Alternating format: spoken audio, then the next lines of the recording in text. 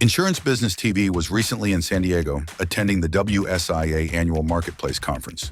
Whilst there, we caught up with leading insurance professionals who addressed some of the top challenges the industry is facing today.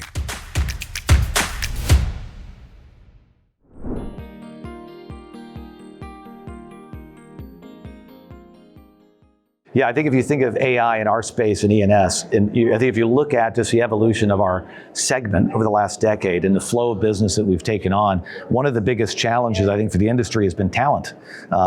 You've got talent rolling out of the business, and we're obviously working very hard as an industry to bring new talent in. AI is a game changer in a lot of different ways. We're always going to be a relationship business. I don't think that's ever going to change in our space.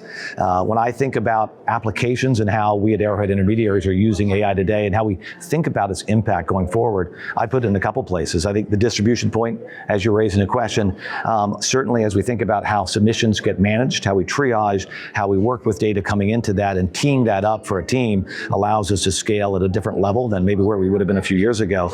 But I think it goes deeper than that. I think it goes into the underwriting, the risk selection, the evaluation, the use of third-party data, and being able to kind of tee up a portfolio for an underwriter to ultimately look across that risk and in many ways kind of be that assistant to that underwriter role. I think if you look at it on the claims side, I think if you look at it on the risk management side, and then I think if you look at it just in terms of how we think about visibility and transparency and data, that AI could have a massive impact on what we do. I don't believe our business is going to shift back like it has in the past, where you have these big ups and big flows back into the standard lines market. We're going to continue to need solutions like AI to allow ourselves to scale. I also think in the future, as you think about it, it's not a matter of the leaders are the ones using AI. I think it's going to be more a case of the losers are the ones who aren't. I think we're all going to be in that space and we're all investing in it. And I think we'll all come up with similar solutions and use cases that rely on AI as a partner, not a replacement to the talent we have in our teams.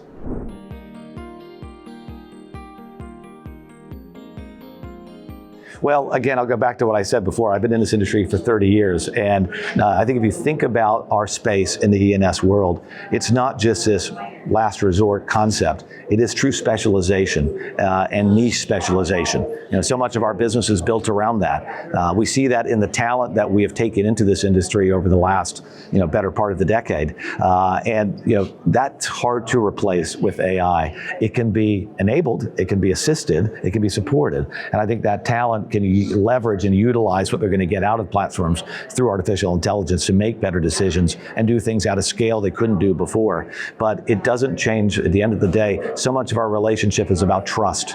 If I'm sitting here as a retailer, I want to trust that my wholesale partner has got my best interests at heart, is going to help me win, help me look good in front of my customer, and protect my most valuable asset, which is my retail customer. That relationship and partnership is difficult to break with technology. So again, we never want to lead with that, but we want to make sure they know that it's there supporting us to give a better solution to them.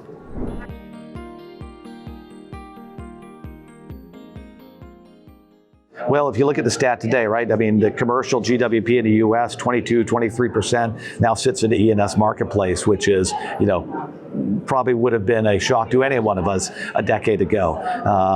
Back to how we think of talent coming into our industry, the challenge 5-6 years ago would have been our ability to handle that kind of volume. Today, it's about specialization at scale and how we bring that in. If I think about the E&S space in our world, we're a leader in product innovation and development. When you think about really the real drivers of the last decade, it's climate change and its impact. That's not going anywhere. We may have a moderate storm season that doesn't change the inherent risk that's out there on insurers and reinsurers' balance sheets and why that business came here in the first place. I think if you think about this, the litigious nature of our society, and whether it's legal system abuse or other components of that, the frequency and severity we see in casualty lines, that's not ending any other time soon. Then you look at emerging risk. Use AI as an example, not from a deployment of AI to help our business, but the risk it introduces to businesses that are deploying it and how that affects product liability and other solutions. I don't think you'll ever see anything stopping in terms of how this industry is on the front end of enablement for true risk transfer and assessment in these more dynamic fields as they grow, not just in the US, but also internationally.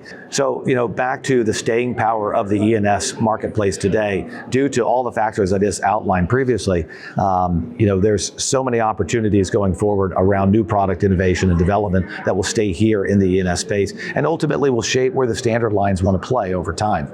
I think also when you look at the fact that there's a lot of standard line companies over the last 3 to 5 years have stood up an E&S arm.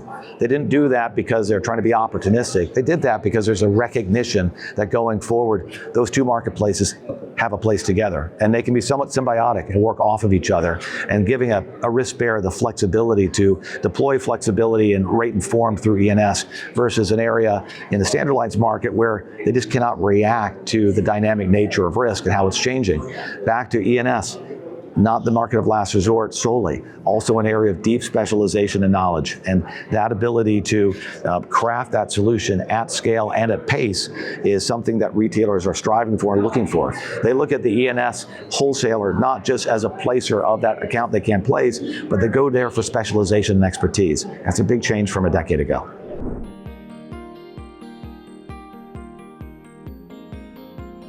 Well, I think the obvious, easy answer there is what you're seeing in the property space today, and we'll continue to see. But I think you can make that case across a whole, from financial lines to casualty to personal lines. I mean, I think when you look at the percentage of E&S business and now is in the personal line space, think of California, think of Texas now, think of Florida, look at the Northeast. I don't think that's going to change, because I think the challenge that the standard market is going to have is ability to stay on top of rate and form needs as climate change continues to be a problem for them.